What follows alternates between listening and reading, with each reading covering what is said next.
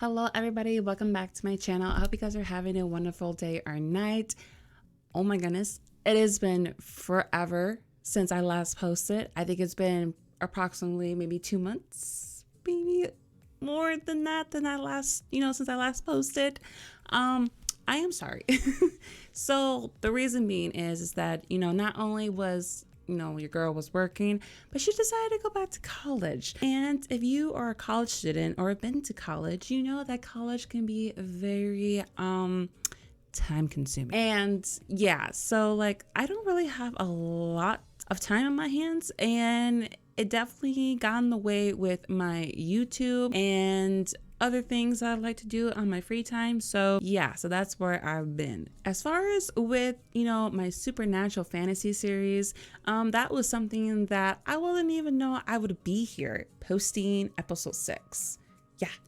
Last time I post, which was episode 5, that was probably like 8 or 9 months ago, probably. Now we're here, finally, posting episode 6. If you guys just want to go ahead and watch the episode, I will put the time stamp down in the description box below, so therefore you guys can go ahead and continue on this epic love story that we have going on. If you guys want to stay around and hear me blab about the series real quick, stay tuned. Anyway, so the new things that I decided to add to the series was that I'm just going to do strictly storytelling. I'm not going to add no gameplay. I'm just going to do storytelling as it is. I feel like the story is better off as a story and not just, cutscenes and then me doing gameplay. I have a lot more fun doing, just writing the script, getting the screenshots, and just making it a story overall compared to, doing gameplay. And then I don't know why that just seems a lot more editing to me. I don't know. That's just me. So I figured, you know what? From now on, this story is just going to be a story. It's just going to be another sim storyteller video. So maybe some will prefer it that way. So if you do, let me know in the comment section below. You guys know that I lost a lot back in April as far as with my mods and my characters, my saves. So all the characters had to be redone. Now, most of them look identical to the ones that I had before I lost everything. Some characters got upgrades. Not a lot. I would probably just say just one character out of all of them got an upgrade, which was Victor, the one who attacked our beloved Amara. He's pretty much the only one that got a drastic upgrade, and he looks more like a hottie now compared to just a basic EA sim. So, which you guys will see him in the new opening that I made for this stories. This story will now have its own personal opening. Every single time I post a video for this story, it's gonna have its own opening. So therefore, whoever is jumping on the wagon as far as watching this story, the opening is kind of going to give it a little bit of a rough background on what the story is about. So yes, it took me a while to make that too. So that if you really think about it, me making the opening, me redoing all the characters, locations, plus doing the upcoming episodes, that would probably explain why it took me 6, 7, 8, 9 months to post the next episode. Of course, I'll still be narrating the story as well, giving it subtitles, so therefore, be a convenience for you viewers. And and the story will have its own opening. So if you guys have any suggestions on the story, what should happen, what I should add in, please leave it on the comment section down below. I would love to hear, from you guys. My TikTok is also in the description box, like always, and my Instagram. So if you guys want to message me on there, any ideas that you guys have for this story, let me know, please. I am open ears and would love to hear from you guys. Don't forget to like, a comment, and subscribe. Toggle on the notification button so you know when I'm posting, so you don't miss any content that I post. After this episode, I'll have somewhat of a normal schedule. That's what I'm trying to do, guys. I really, really want to get this episode out to you guys, and I'm so glad that I'm able to bring episode 6. So I'm going to do my very best to be on somewhat of a regular uploading schedule. But just a little disclaimer, I am going to school, I am working, so I'm going to try and juggle all of those things. So yes. And if you guys want to see, more of me, check out my TikTok. I have my TikTok and I'm making TikTok videos on there. So, so anyway, enough of me blabbing. Like I always like to say, the time you took to complain, you could have did it yourself in less. So until the next video, until I hear from you guys, either from TikTok, Instagram, or here, I will see you guys later. And you guys, please enjoy the start. Bye. Long ago, there was an era of war among the lands of the Reach, a time before peace, a tale that is now toasted in taverns and told to children as stories. Most forget in present times that a war between vampires, gods, and a collective set of warriors indeed existed. A legend where the Reach almost succumbed to evil, if it weren't for the sacrifices and love of our heroes. To who were these brave men and women? A princess who held the kindest heart, but yet to know her true strength. The Reach's forest is protected and inhabited by the Wood Elf tribe, Mother Earth's children. Among them, a red-headed elf acted as the one others would follow. However, it wasn't the leadership he wanted. It was to be a protector of those he loved. Belle and Crimson were the first to show that love can be true. Some weren't so fortunate with blessed moments. A dark elf who was the last of his kind, and the daughter whose father leads the Wood Elves, ripped apart from each other when children, but fight as adults. That love can never be forgotten. During the rise of vampires, many alliances were formed, but also challenged, not trusting each other in the beginning, particularly a fierce hunter and a witch whose power was vigor. In time, they proved together that love is powerful. All Sanguine's children were assumed beasts. However, some were victims who held desperately to hope, as their inner human ate away slowly, afraid to lose themselves completely, constantly fighting the urge to turn off their humanity and run as bloodthirsty monsters. A princess whose life had been sacrificed, a man whose humanity had been forced to be suppressed. Even with immortal life, they soon found that love can make one feel alive once more. Those who weren't entirely bound to the Sanguine curse still felt dead inside, losing what was most precious to them during the wrath of war. A paladin whose honor broken, a woman whose happiness shattered. In the most impossible scenario, they unexpectedly discovered that love would find a way to return. Among threats of vampires ruling the Reach's land stood the immortal queen, whose goal is to retrieve a goddess's power, meaning the end of all good things. For only our mentioned heroes hold the ability and chance to defeat the immortal queen and bring forever peace to the lands of the Reach. Late at night, with every soul asleep, the soon-to-be queen remained awake, alone in her bedroom quarters, sipping away the 500-year-old wine, her fingertips scraping the glass in agony. The pain to control every impulsive thought that swarmed inside Veronica's head, even an unwanted memory. What a fine prodigy you brought me, Celias. I would like for you to meet my eldest daughter, Veronica. Pleasure to meet you, my lady. Oh, please. The pleasure is all mine, child. Your parents should be proud to raise such obedient daughters as yourself. How much power you will now obtain. Power? It's one where not just any person can endure. Only the strong and driven can. And so, they are rewarded with the gift of immortality. Little did Veronica know what was presented as a gift turned out to be a curse instead. A trick all along for an obedient fool. I was just a pawn all along, now I'm forever bound with this God-forsaken power, with no possibility of redemption. To the thanks I owe it to my beloved parents, Veronica said with spite, continuing to remember. Mother, I don't think I can do this. I don't feel like myself. You weren't chosen just because. No one else could have done it but you, Veronica. What are you talking about? This is awful to deal with. I can't eat. I can't sleep. All I can ever think about is one thing, as my skin feels like it's crawling. Darling, it would all be worth it in the end. Eventually, it would all make sense. Worth it? Mother, you can't possibly believe that putting your daughter through something so outrageous is worth it? What can possibly be so grand for me to be suffering like this? In due time, my child. For now, you must endure and deal with the small struggles now.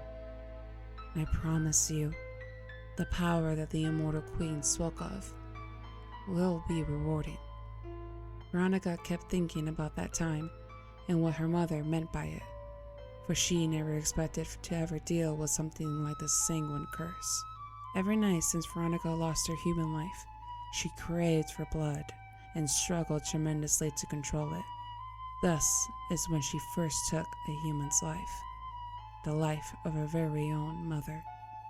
This ain't gonna cut it. I need some fresh air. Crickets sang in the meadows of the night. Light winds passed through, making most of the leaves fly high into the night sky.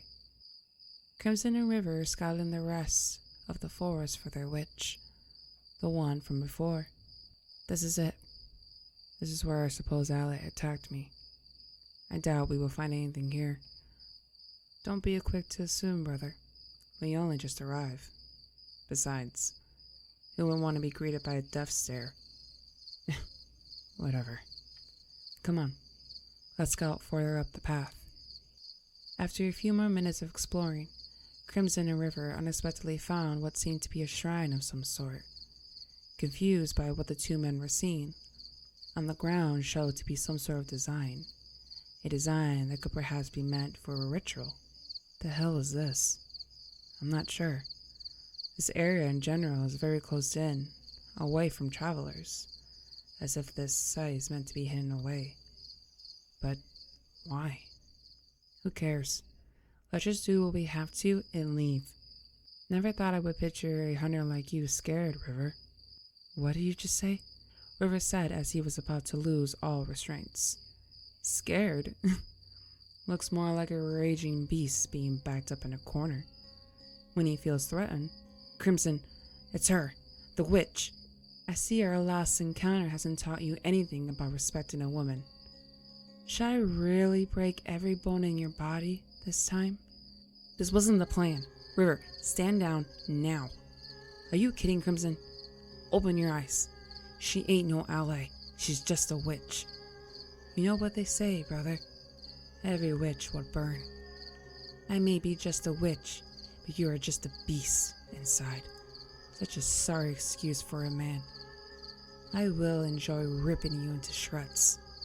You'll be choking on your own blood for ever speaking to me that way.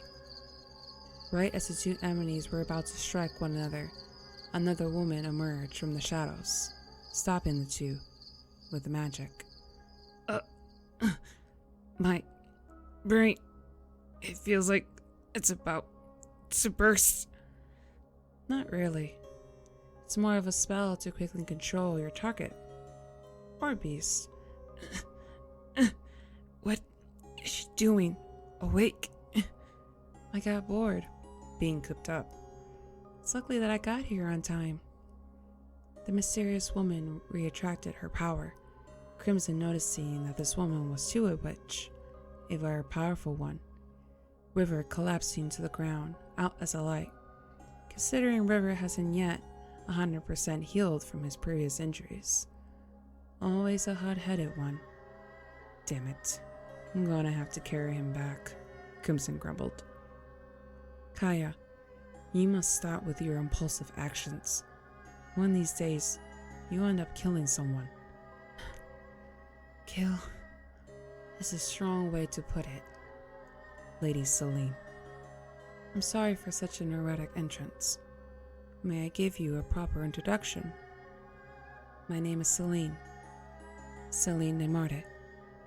Suddenly, the last name triggered Crimson's memory of the elder listing the powerful witch's clans, the Bennets, Sons, and de Martes.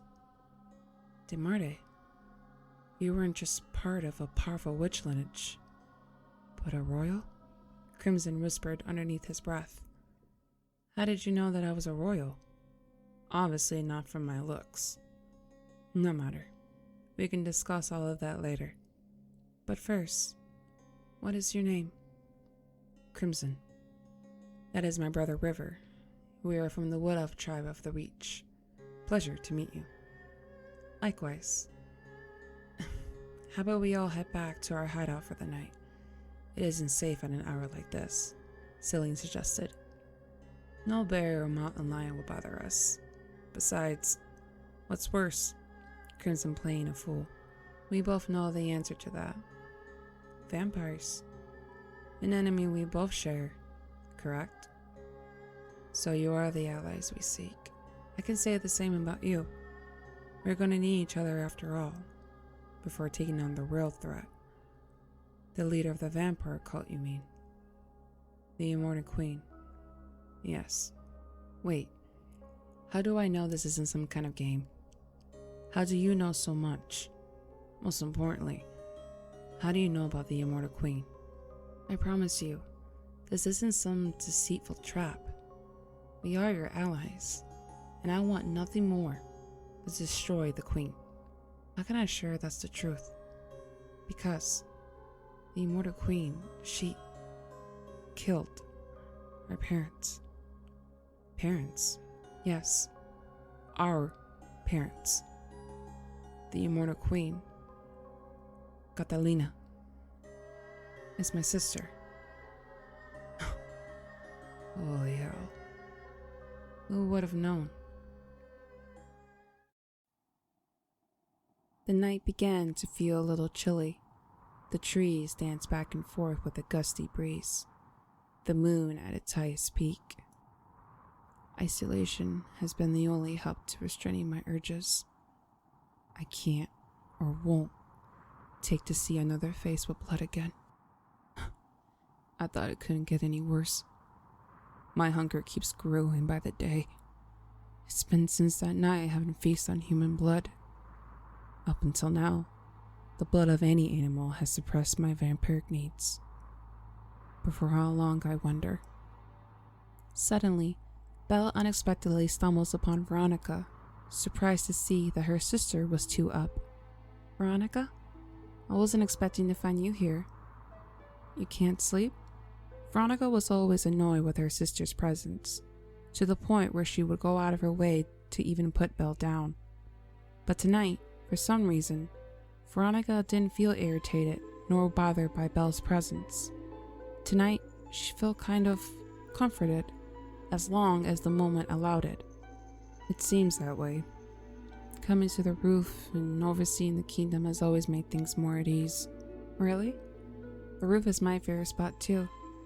Well, besides the library, Belle giggled. Father always got nervous when we were little and you just disappeared. Only to find you reading. Every time that's where Father would find you. In the library, Veronica said as she reminisced of the good times. I'm surprised you remembered. I thought you would have forgotten by now. Father wasn't the only one nervous and worried. For a moment, the sisters, for the first time in a very long time, were bonding, something that didn't happen as much. It felt rare. Veronica? What is it? Are you really okay with the wedding? Of course I'm okay with it. In result, I'm going to be queen. That's not what I meant. Are you really okay with marrying someone who isn't the one? Now, what type of question is that? Joseph is a good man. He's been kind and respectful with the whole thing. Granted, that man is patient. Those are things to love about a person. However, it's not the same as being in love. Oh, really? Joseph having good virtues isn't good enough to wed? Sure it is. Don't get me wrong. Who would want to marry a pig? It's just, when you find the one, He's everything for you. He's your other half. I see. Just like how Crimson is yours. Veronica revealing Belle's secret. What? Father might have easily dismissed your requests to help the Wood Elves as charity. But I know you, Belle. Your face says it all. Crimson and the rest of the Wood Elves aren't charity. They desperately want their loved one back. I wanted to help. What good is it being a royal if I can't use my status to help someone in need? Oh, Belle. Your reaction just proves it even more. Sure, it's unfortunate, but you single Crimson every time, as if you acknowledge his pain because you care. Am I right? I can't tell if you're actually being sincere or critical like always. You're right. I'm just being critical. I just wanted to feed into my suspicion, and it turned out to be true. Never thought Belle Latour would have such a scandalous secret. The king's youngest daughter is sleeping with an elf. A tramp is what the people will call you, Belle. Why, Veronica? Why do you hate me so much that you must say such awful things? I am no tramp. I only ever wanted to be by your side because I looked up to you as my big sister. Not to be a nuisance in your eyes. We used to be close. You used to always take care of me. You would always play by the pond and just laugh. It's like ever since Mother died 3 years ago, you changed completely. Don't bring Mother up. What happened to her should have never happened. It wasn't anyone's fault what had happened. Mother was sick. No one knew she would have a heart attack overnight. Shut up. Belle, taking a step closer, suddenly triggered Veronica's vampiric thirst, turning away in hopes to hide her demonic form. It's okay to admit you haven't healed yet. Just don't push me away. It won't solve anything. I don't need your pity. Leave it be. She was my mother too. Do you think I don't suffer every day without her, Veronica? She wouldn't want us against each other like this. Veronica could feel her fangs showing. The cold sweats from that night began to return. Her senses heightened to the extreme. Belle's heartbeat loud as a drum to Veronica. So was the other heartbeat she could hear inside of Belle. No. Belle, I'm not asking you. I am telling you. Leave. Veronica knew she wouldn't be able to hold out much more from doing the unimaginable, afraid to hurt an innocent, unborn life. Not this time. I want to know why after Mother's death you decided to change into this hateful person. Stop it, Belle. I don't want this. Veronica losing her grip made her terrified. The anger that drove Veronica that night reappeared. Answer me. Oh, Belle. I'm not trying to hurt you. I'm trying to spare you. Spare me. What are you talking about? There's some things you don't know about Belle. Things you don't want to know. But like always, I can't seem to get you away from me. You see, I tried so hard for you to hate me, to the point of leaving the palace entirely. Veronica's fangs hardened, her mouth watered for a big drink. On purpose? I'm not the same big sister from before.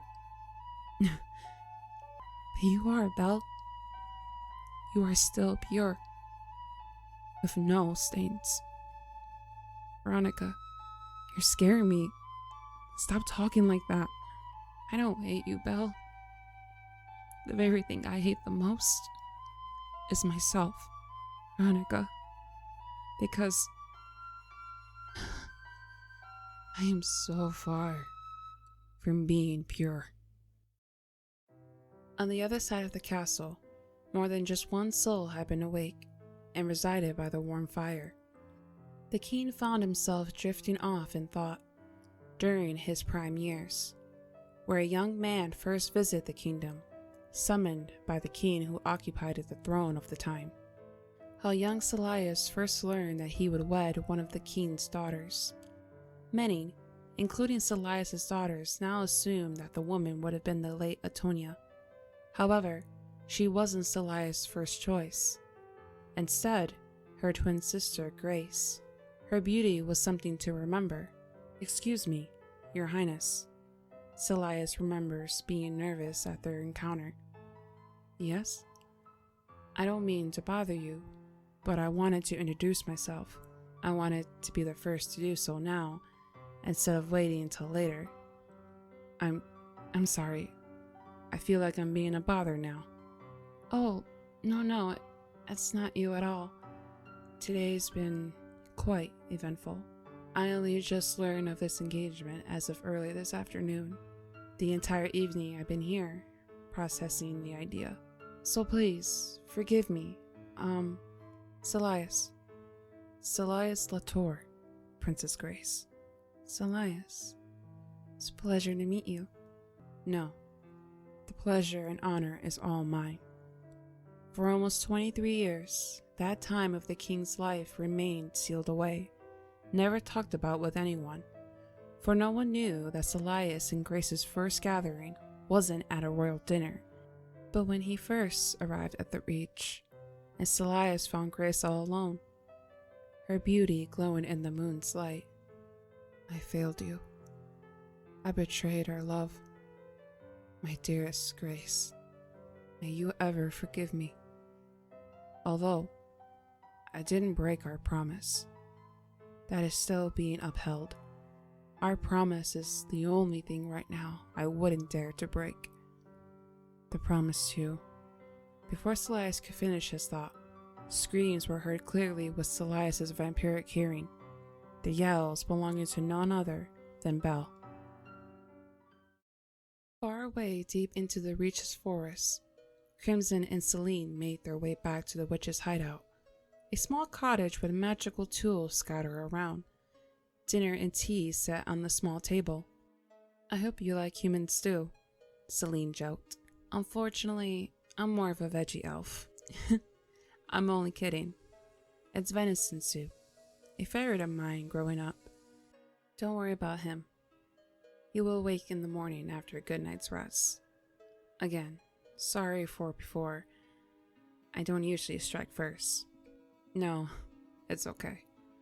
The hot-headed bastard had it coming. That's why we were always together and everything. I can't trust him sometimes to not lose it. It's sibling love. Something that is very important to me. At least, at one point in time. Celine taking a sip out of the broth. So, your sister is the queen of all vampires? I'm still trying to grab some sense out of it. Like how? From my own perspective, you don't seem to carry an ill will to hurt another. The Wood Elves have always been intuitive people. I wouldn't expect anything less from your tribe. They were always so loyal to our family. My father always included the Wood Elves in his decisions that dealt with the Reach. Valued their opinion a lot. How I wish those times would come back. May I ask, what happened? What happened exactly all those years ago? My elder and leader explained everything that occurred. The Immortal Queen created the single curse. Her and Bishop, who accompanied her, are the only ones to sire and create a life. Nevertheless, I still can't help but wonder that's not all that went down. There is a whole other part of the story that most, and even you, don't know about. The survivors of Catalina, who were Lady Celine and myself, know of the Immortal Queen's intentions. The true reason why we're all here in this predicament. Kaya, it's okay. It's the entire reason why River and I sought to find you in the first place. To understand this a little bit better from your perspective, in hopes it would help us find our missing sister, Amara. Your sister is missing? Yes, for a couple of weeks now. I'm going to do everything in my power to find her, and I feel you may know where. It's all a part of Catalina's plan. The vampire attacks are just going to get worse as time passes. Yes, I may or may not have a way to find your loved one, but you must know everything of the war that is nearing first. A war? I'm assuming you know about the 3 Elven gods, correct? Of course, our elders spoke of such gods. What about them? After many years, Some tend to forget that the three Elwyn gods used to be a group of four. Four? Wait, there was another? Not exactly a part of the Elwyn race, but she was a god. The original witch of all, the god of arcane. Celeste was her name, the most powerful witch that ever walked these lands. She too was respected and loved by all, just like the other three. Every witch, no matter what clan they belonged to, were all Celeste's children, descendants of our mother witch. I never knew of such a god. How is it that her name isn't spoken of now? What is there to speak of? As a witch, it's shameful. Agony to even speak or praise our very own god. Not after what Celeste did, betraying the Elwyn gods. What? Betrayed? Even though Celeste had respect, love, and power, still wasn't enough. Celeste's greed to be the only strong goddess made her try to overthrow the others. At the time, the goddesses were mortals, walking like any other living being. Celeste took advantage of that. She tried to kill them? Yes. During a full moon, the three Elwyn gods created something that would not only defeat Celeste, but banish her to the underworld. A ritual called the Trinity, where all three goddesses' powers emerge as one to defeat Celeste. However, once Celeste was banished to the underworld, the goddesses believed that there was always a chance that evil could resurrect at any given time. So, in their own way, the Elwyn gods passed their powers through their people. The goddess Luna through her female vessels, Mother Earth through every leader of the Wood Elf tribe, and finally, the Goddess of the Firstlight through a pure soul of her choosing. Really? The Goddess of Firstlight didn't keep her power within the Sun Elves. What was the purpose of these powers anyway? Their individual powers were the key elements in helping to even banish Celeste in the first place. Mother Earth stands for the living of all things, the power to resurrect. The Goddess Luna stands for all endings to any being, the power to cast and take life away. Finally, the Goddess of the Firstlight stands for purity, the ability to heal and purify any soul. Her power didn't have to be obtained through another Sun Elf, but a pure soul, chosen by the goddess herself. So that would make our leader, Amar's father Moon, Mother Nature's chosen one. Elijah would have been Luna's choice. But what about the Goddess of the Firstlight? From what Kai and I were able to keep out throughout the years, the last one to obtain her power was the Arlette family, the last royals to rule the Reach before the current ones now. The king and queen had twin daughters. Their names were Artonia and Grace Arlette. Grace held the power. It didn't take much to know she had the marking of a son, and it was something that was well known throughout the kingdom. Grace became the common healer for her people, but the gods feared what happened in current times is now in motion. Is what Catalina is trying to do as we speak. And what would that mean? The resurrection of Celeste. Catalina's greed is the same as Celeste, hungry for power. My sister's intention is to not only resurrect Celeste for power, but to permanently kill the Daedric god herself. In result, to obtain Celeste's total power. So, do you know what that would mean if Catalina succeeds? The sanguine curse combined with the goddess's power. She would be the most powerful witch and vampire entirely. At that point, it would mean the end for the rest of us. Only vampires would exist in these lands. The only advantage right now is Catalina doesn't know of our existence. To her, we are still dead. As the days go by, my sister only proceeds to get stronger with her vampires. Time is key. Kaya and I had really wanted to come to you and your people ages ago, but we didn't know if we were ever right to get the Wood Elves involved. Not after so much loss. Trust me, my lady. I want the victory to be ours. The Reach to be peaceful once more. My family safe and together again. Understand and believe. The Wood Elf tribe will fight alongside you. We will defeat the Immortal Queen, even if both sides fall.